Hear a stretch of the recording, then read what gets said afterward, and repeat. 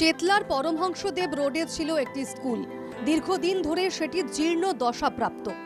এবার নতুন করে সাজিয়ে তোলা হয়েছে। পড়ুয়াদের বসার জন্য এসেছে নয়া ডেস্ক।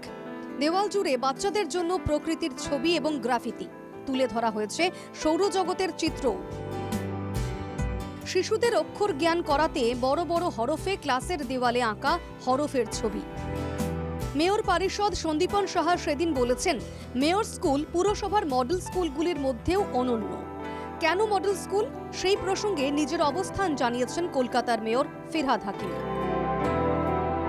আমাদের মডেল স্কুল মানে যেখানে সুন্দর ক্লাসরুম থাকবে, স্মার্ট ক্লাস থাকবে, যেখানে সম্ভব সেখানে আমরা প্লে এরিয়া রাখছি বাচ্চাদের জন্য। এইরকমভাবে পরিকাঠামো ডেভেলপ করে, যেটা আমাদের মাননীয় মহানাগরিকও বলছে যে বাচ্চারা যাতে স্কুলে আসতে অ্যাট্রাক্টেড হয়, সেইটা আমাদের তৈরি করতে হবে। তাই এই মডেল স্কুলগুলো করার কারণ হচ্ছে বাড়ির পরিবেশের থেকে অনেক ভালো পরিবেশ যখন বাচ্চা পাবে, তখন বাচ্চা অ্যাট্রাক্ট হবে স্কুলে যাওয়ার জন্য। সেই জন্যে মডেল স্কুলগুলো করা। মডেল স্কুল করে ম্যাজিক হবে না, মডেল স্কুল করে আস্তে আস্তে বাচ্চাদের অ্যাট্রাকশন টু দ্য স্কুলটা বাড়াতে হবে। তারা উপরে লাইব্রেরি পাচ্ছে, চোখের সামনে ভিজুয়াল ক্লাসরুম পাচ্ছে। আমি বোর্ডে লিখে দিলাম 2+2, 2+3 কত হয়, একটা বাচ্চা বুঝতে পারবে না, কিন্তু 3টে হাঁস ম্যাক ম্যাক করে যাচ্ছে, তার সাথে আরো 2টো হাঁস যোগ দিলে কত হলো, তখন তারা জানবে যে 5টা হাঁস। যদিও পুরসভার অন্য স্কুলগুলির অবস্থাও খুব খারাপ।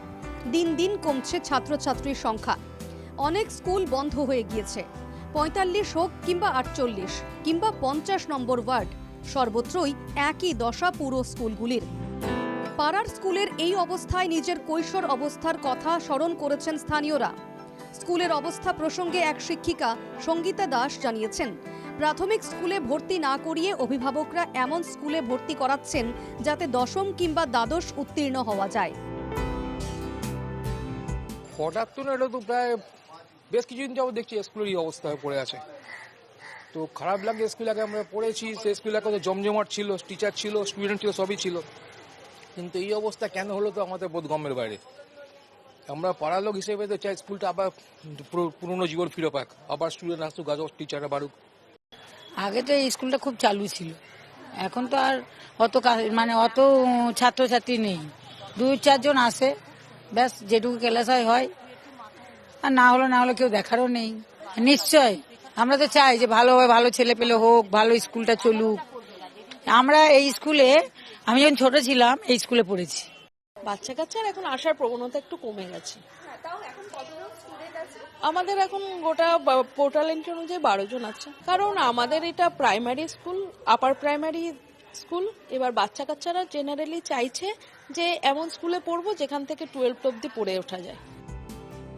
শুধু নিজের ওয়ার্ড নয়, পুরসভার একের পর এক স্কুলের এই অবস্থার কথা স্বীকার করে নিয়েছেন 48 নম্বর ওয়ার্ডের তৃণমূল কাউন্সিলর বিশ্বরূপ দে। এটা খুব খারাপ বিজ্ঞাপন কলকাতা পৌরসভার পক্ষে, যে পৌর বিদ্যালয় অথচ সেখানে ছাত্র শূন্য, শিক্ষক 1। আমি তাই হাউসে বলবার চেষ্টা করছি যে এই সমস্ত পৌর বিদ্যালয়গুলোকে যদি ইংরাজি মাধ্যমে রূপান্তরিত করে সেখানে যথাযথ শিক্ষার একটা ব্যবস্থা করা যায়, তাহলে সেটা মানুষের কল্যাণে কাজ হবে। আমার এই ওয়ার্ড হচ্ছে গরিব নিম্নবিত্ত মানুষের বসবাস। ইংরাজি মাধ্যমে স্কুলে, বাজারে যে সমস্ত স্কুল চলে, অনেক টাকা তাদের মাসিক ফিস দেওয়ার ক্ষমতা নেই। এই পৌর বিদ্যালয়গুলো রিভাইভ করে যদি ইংরাজি মাধ্যমের মধ্যে দিয়ে করা যায়, তাহলে আমার মনে হয় যে এটা পারতপক্ষে নিম্নবিত্ত এবং গরিব মানুষের উপকার হবে। পুরসভার স্কুলগুলির ব্যবস্থাপনা নিয়ে প্রশ্ন তুলেছেন 50 নম্বর ওয়ার্ডের BJP councillor Sajal Ghosh. Smart school নিয়ে কটাক্ষ করেছেন বিজেপি নেতা। পুরো স্কুলগুলির অবস্থা নিয়ে সরব অপর বিরোধী নেতা কংগ্রেস কাউন্সিলর সন্তোষ পাঠকও। আমার এখানেও বন্ধ করে দিয়েছে। তারপরে এখান থেকে এখানকার ছেলেরা 3 কিলোমিটার ফ্রম 9 নিজেরা স্ট্রিট, ওদেরকে নিয়ে চলে যাচ্ছে ওরা ওই 22 ওয়ার্ডে। এখান থেকে মিনিমাম 2 to 3 কিলোমিটার বাচ্চা ছেলেরা, তাদের অভিভাবকরা তাদের গিয়ে নিয়ে আসে এখান থেকে নিয়ে। তো এটা খুব কষ্টকারক জিনিস। মেয়র কি খুলছে না খুলছে আমি জানি না, কিন্তু খুব ভালো না, কর্পোরেশন খুব ভালোর দিকে না, এটা আমি বলতে পারি। আমি সব আইওয়াস, চোখে ধুলো দেওয়া, সব হচ্ছে ধপবাজি এক কথায় বলতে গেলে। আপনি আমার বুঝিয়ে বলুন না।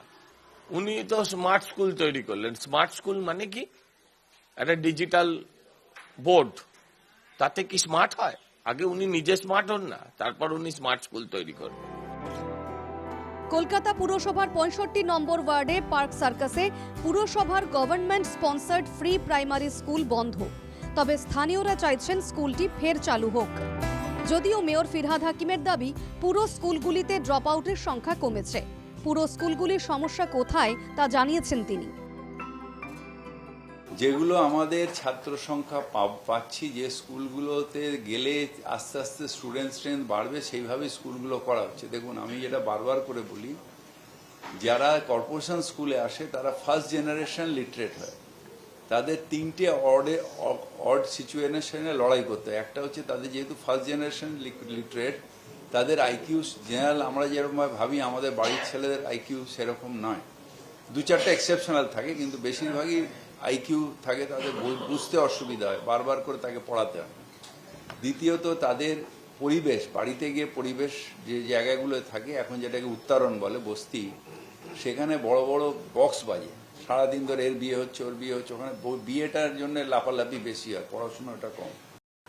শহরের উত্তর থেকে দক্ষিণ থেকে শুরু করে মধ্য কলকাতার সমস্ত জায়গায় কলকাতা কর্পোরেশনের স্কুলগুলি ভগ্নদশা অবস্থায় পড়ে রয়েছে। এই মুহূর্তে আমি যেখানে রয়েছি পার্ক সার্কাস, আমি স্কুলটি দেখাই। একেবারে দেখা যাচ্ছে দোতলা স্কুল, যা রীতিমতো ভগ্নদশা অবস্থায় পড়ে রয়েছে এবং দীর্ঘদিন ধরে পোড়োবাড়ির অবস্থায় হয়ে রয়েছে। কলকাতা পুরসভার বক্তব্য, এই ধরনের যে সমস্ত স্কুলগুলি রয়েছে সেগুলিকে অন্য জায়গায় শিফট করা হচ্ছে, কিন্তু এই শিফটের ক্ষেত্রেও সমস্যা হয়ে যাচ্ছে সাধারণ মানুষের। কারণ বাচ্চারা একটা ওয়ার্ড থেকে আরেকটা ওয়ার্ডে যাওয়া তাদের পক্ষে সম্ভব হয় না। সেক্ষেত্রে স্থানীয় যারা রয়েছেন তারা বলছেন, এই স্কুলগুলি যদি রিনোভেট করে নতুন করে চালু করতো কলকাতা পুরসভা, সেক্ষেত্রে তাদের সুরাহা হতে পারত।